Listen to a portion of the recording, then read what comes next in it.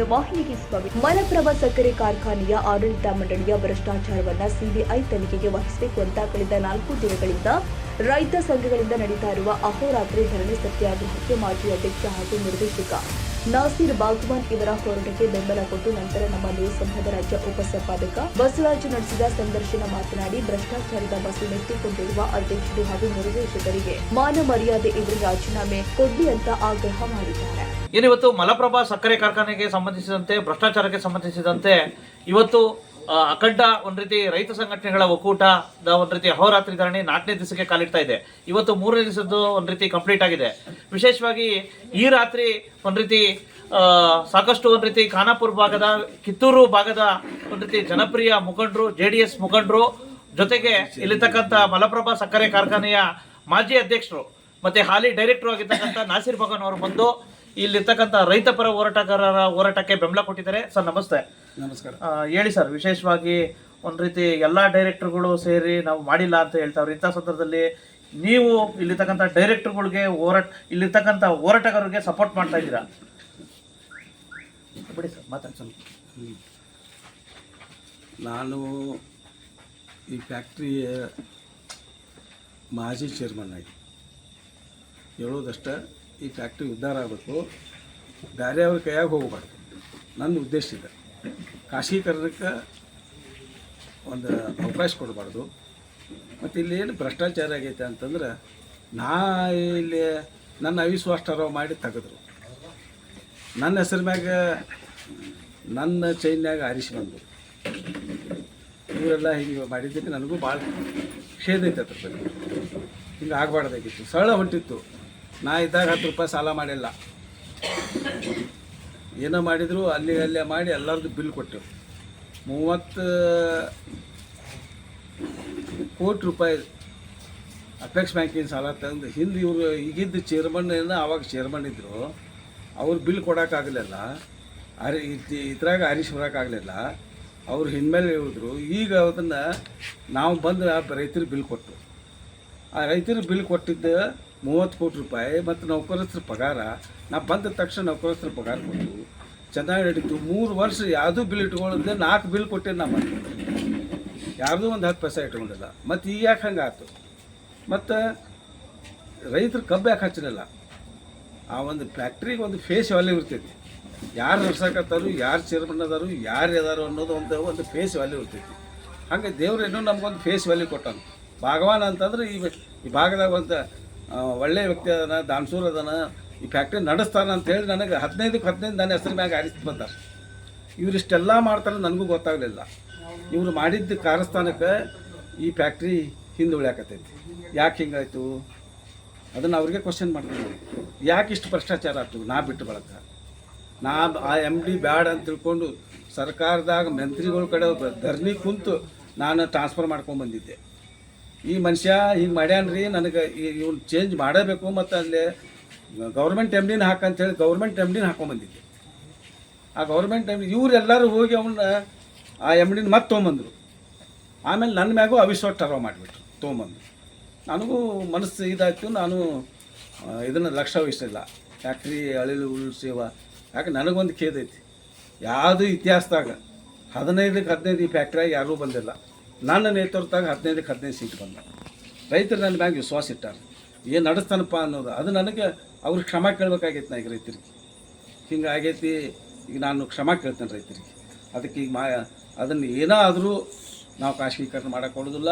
ಈ ರೈತರಿಗೆ ನಾನು ಫುಲ್ಲು ಸಪೋರ್ಟ್ ಮಾಡ್ತೀನಿ. ಬೇಕಾದಾಗಲಿ ನಾವು CBI ಎನ್ಕ್ವೈರಿ ಮಾಡಲಿ, ಲೋಕಾಯುಕ್ತ ಎನ್ಕ್ವೈರಿ ಮಾಡಲಿ, ಬೇಕಾದ ಎನ್ಕ್ವೈರಿ ಮಾಡಲಿ, ಅದು ಸತ್ಯ ಹೊರಬೀಳಬೇಕಿಲ್ಲ.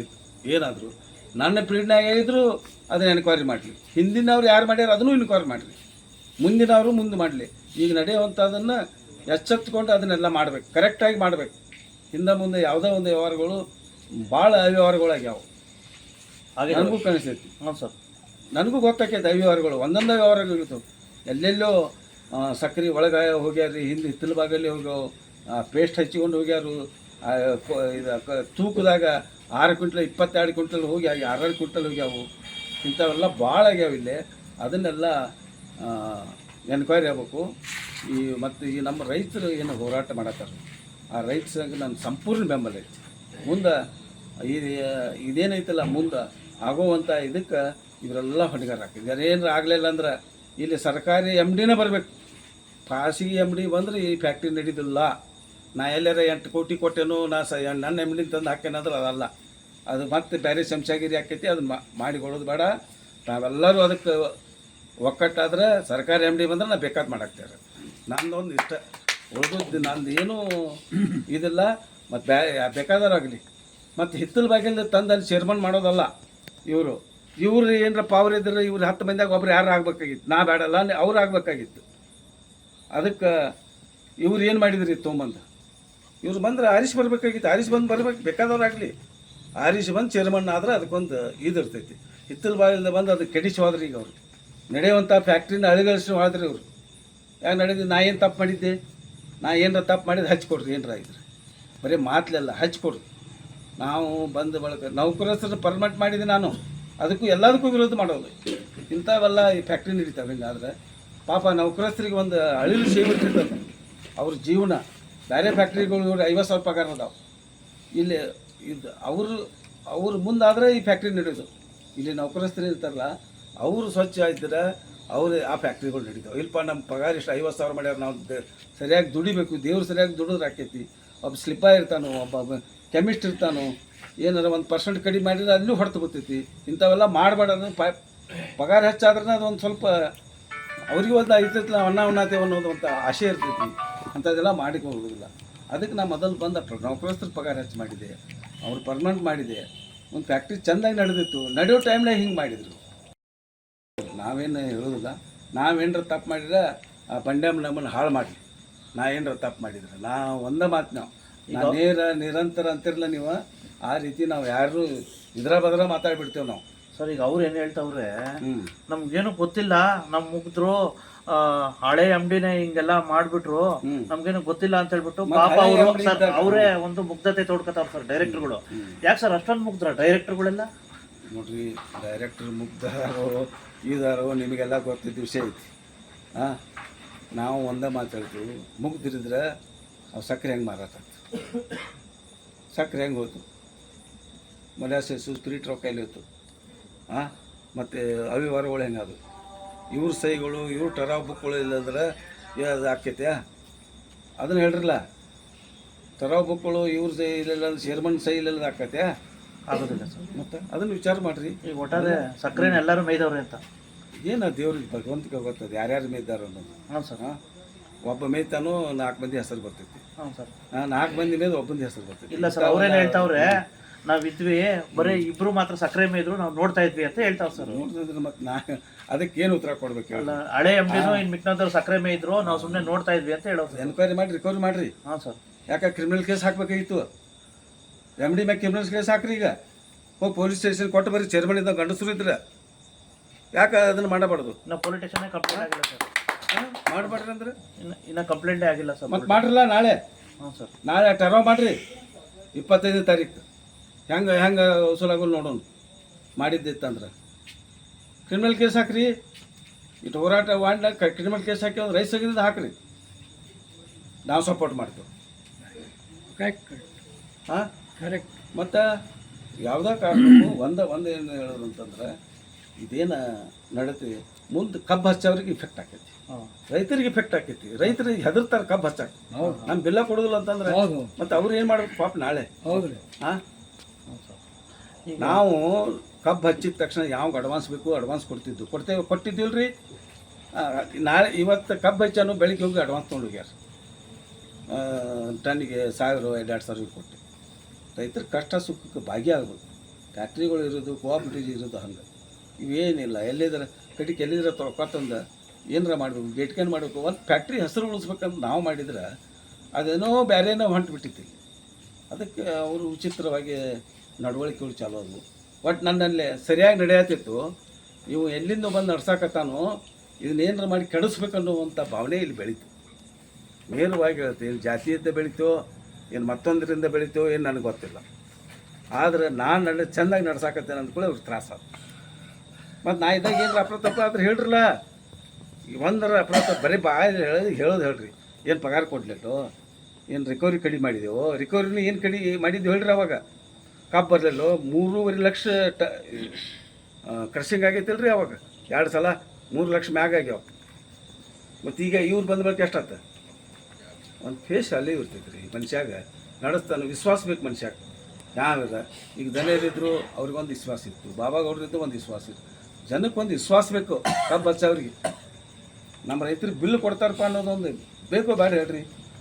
ಹಾಲಿ MD ಅವರು ಏನೋ ಚೆನ್ನಾಗಿ ಕೆಲಸ ಮಾಡ್ತಾರೆ ಅಂತ ನಿರೀಕ್ಷೆ ಇಟ್ಕೋಬೋದು ಸರ್ ಈಗಿರ್ತಕ್ಕ? ನನಗೆ ಗೊತ್ತಿಲ್ಲ ಆ MD ಯಾರು ಅನ್ನೋದು ಗೊತ್ತಿಲ್ಲ ನನಗೆ. ಹಾಂ. ಮತ್ತು ನಾನು ಯಾವುದೂ ಕಾಂಟ್ಯಾಕ್ಟ್ ಮಾಡಿಲ್ಲ ಇವತ್ತಿನವರೆಗೆ. ಹಾಂ. ಮತ್ತು ನಾ ಅವನ ಬಗ್ಗೆ ಏನು ಹೇಳಿರಿ, ಹೆಂಗೆ ಅವ್ರ ಬಗ್ಗೆ ಏನು ಹೇಳಿ ಹ್ಞೂ ಸರ್. ಏನೂ ಗೊತ್ತಿಲ್ಲ. ಹಾಂ ಸರ್. ನಾನು ಕೇಳೇನೂ ಇಲ್ಲ. ಹಾಂ. ಈ MDನ ಅಂತ ನೇಮಕ ಅಲ್ಲ ಸರ್, ನೀವು ಒನ್ ಆಫ್ ದ ಡೈರೆಕ್ಟರ್ ಅಲ್ಲ ಸರ್? ಅದನ್ನೇ ಕೇಳ್ತೇನೆ. ಡೈರೆಕ್ಟರ್ ಇದ್ದು ನಾನು ಏನೂ ಕೇಳಿದಿಲ್ಲ, ಇವತ್ತಿನವರೆಗೂ ಕೇಳಿಲ್ಲ. ಹಾಂ. ಇವತ್ತಿನವರೆಗೂ ನೀವು ಮೀಟಿಂಗ್ ಬರ್ರಿ ಅಂತ ಫೋನ್ ಮಾಡಿಲ್ಲ. ಹಾಂ. ನಾ ಹಿಂಗೆ ಬಂದೇನ್ರಿಪ್ಪ ಅಂತ ಹೇಳಿದ್ರೆ ಅಂದಿಲ್ಲ. ಹಾಂ. ಮತ್ತು ನಾ ಏನಂತ ಕೇಳ್ಬೇಕು, ಅವ್ರ ಬಗ್ಗೆ ಏನು ಹೇಳ್ಬೇಕು? ಹಾಂ. ಹಾಂ. ಹಾಂ, ಅವರು ಒಬ್ಬರು ಯಾರಿಗೋ ರೊಕ್ಕ ಕೊಟ್ಟಾರಂತ ಅವ್ರು ಇಲ್ಲಿ ಕಳಿಸ್ಕೊಟ್ಟಾರೆ MD ಮಾಡಿರಿ ಅಂತ ಹೇಳ್ಯಾರಂತ. ಮತ್ತು ಇಂಥ MD ಬಂದು ಹೆಂಗೆ ನಡೆಸ್ತಾರೆ? ಓಕೆ. ಹಾಂ, ಅದಕ್ಕೆ ಸರ್ಕಾರಿ MD ಬೇಕಂತ ನಾನು ಹೇಳೋದು ಇಷ್ಟ. ನನ್ನ ವೈಯಕ್ತಿಕ ನಾವು ಸರ್ಕಾರಿ MD ಇದ್ದಾಗ ನಡೆಸೇವು, ಪ್ರೈವೇಟ್ MD ನಡೆಸಿದಾಗ ಅವ್ನು ಬ್ಯಾಡ್ ಅಂತಂದ್ರೆ ಅವ್ನು ಹೊರಗೂ ಹಾಕಿವು. ಸರ್ಕಾರಿ MDಗೆ ಪೂಜಾರನ್ನು ಹಾಕೊಂಡ್ಬಂದಿದ್ದು, ಆಮೇಲೆ ಇವರೇ ಬ್ಯಾಡ್ ಅಂತಂದ್ರು ಮತ್ತು ಹಿಂಗಾಯ್ತು. ಇದೇನೋ ಆಗ್ಯಾವಿಲ್ಲ ಎಲ್ಲ ಅಧಿಕಾರ ಹೆಂಗಿರ್ತೈತೆ ಅಂದರೆ ನಿಮಗೂ ಗೊತ್ತೈತೆ. ಇದು ಒಂದು ಕೋಆಪ್ಟಿವ್ ಅಂತಂದ್ರೆ ಎಲ್ಲರೂ ಮೆಜಾರಿಟಿ, ಅವ್ರ ಮೆಜಾರಿಟಿ ಇದ್ದರೆ ಅವ್ರು ಏನು ತಿಳಿದು ಅವ್ರು ಮಾಡ್ತಾರೆ. ಓಕೆ. ಹ್ಞೂ. ಈಗ ಒಟ್ಟಾರೆ ನಾ ಒಂದೇ ಹೇಳಿದ್ದೆ ಅವ್ರಿಗೂ ಆವಾಗೂ, ನೀವು ಆರಿಸಿ ಬಂದಿರಿ ನಮ್ಮ ಹೆಸರು ಮ್ಯಾಗ, ನೈತಿಕತೆ ಇದ್ರೆ ನೀವು ರಾಜೀನಾಮೆ ಕೊಡ್ರಿ, ನಾನು ಕೊಡ್ತೇನೆ, ಹೊಸದಾಗಿ ಇಲೆಕ್ಷನ್ ಮಾಡಿ ಬರ್ರಿ ಅಂತ ಹೇಳಿ. ಮತ್ತು ಯಾವಂಗಾರ ಹೆಸರು ಮ್ಯಾಗ ಆರಿಸಿ ಬರೋದು, ಯಾವಂಗಾರ ಧಮಕಿ ಕೊಡೋದು ಅಂತಂದ್ರೆ ಇದೇನಿದೆ, ಇದು ಪದ್ಧತಿ ಅಲ್ಲ. ನಾ ಹೇಳಿದ ಸತ್ಯ ಐತಿಲ್ಲ ಹೇಳ್ರಿ. ಈಗ ಅವ್ರು ಮಾಡಿದ ಅವರೇ ಪಶ್ಚಾತ್ತಾಪ ಪಡ್ತಾವ್ರೆ ಅಂತಲ್ಲ? ಅದು ಅವ್ರಿಗೆ ದೇವ್ರು ನೋಡ್ಕೊಳ್ಳೋದು. ನಾವೇನು ತಪ್ಪು ಮಾಡಿ ನಾವು ಹಾಳಾಗಿ ಹೋಗಿ. ಹ್ಞೂ ಸರ್. ನಮಗೆ ಮಾಡಿದ ದೇವ್ರು ನೋಡ್ಕೊಳ್ಳೋದು. ನಾವು ಈ ತತ್ತದವ್ರು. ಒಟ್ಟಾರೆ ರೈತರಿಗೂ ಕಾರ್ಮಿಕರಿಗೆ ಏನು ಹೇಳಿಕೆ ಬಯಸ್ತೀರ ಕೊನೆ ಮಾತು? ಕೊನೆ ಮಾತಂದ್ರೆ ರೈತರು ಒಳ್ಳೇದಾಗಬೇಕು. 60 ವರ್ಷದ ಹಿಂದಿನ ಫ್ಯಾಕ್ಟ್ರಿ ಹಿರಿಯರು ಮಾಡಿದ್ದು. ನಮ್ಮ ಏನು ರೈತರ ಈ ಫ್ಯಾಕ್ಟ್ರಿಯಿಂದ ನಾವೆಲ್ಲ ಬೆಳೆ ಅಂಗಿ ತೊಡತ್ತೀವಿ. ಈ ಫ್ಯಾಕ್ಟ್ರಿಯಿಂದ ಮಲಪ್ರಭಾ ಸಕ್ಕರೆ ಫ್ಯಾಕ್ಟ್ರಿ ಇದೆ, ಇದು ಕಾಮಧೇನು ಇದ್ದಂಗೆ ಈ ಭಾಗದ. ನಾವು ಬಿಳಿ ಅಂಗಿ ತೊಡಬೇಕಂದ್ರೆ ಇದೇ ಕಾರಣ. ಈ ಭಾಗದವ್ರು ಮೊದಲು ಇದ್ರ ಗೋವಾಕ್ಕೂ ಇದಕ್ಕೂ ಮಹಾರಾಷ್ಟ್ರಕ್ಕೂ ದುಡಿಯಾಕೆ ಹೋಗ್ತಿದ್ವಿ ಈ ನಮ್ಮ ಭಾಗದ ಜನ. ಅಂಥದ್ದು ಅನ್ನ ಕೊಟ್ಟದ್ದು ಒಂದು ತಾಯಿ, ಅದನ್ನು ನಾವು ಕಾಪಾಡಬೇಕಾಗಿತ್ತು. ಅದನ್ನು ಕಾಪಾಡಿದರೆ ನಾವು ಮನುಷ್ಯರು.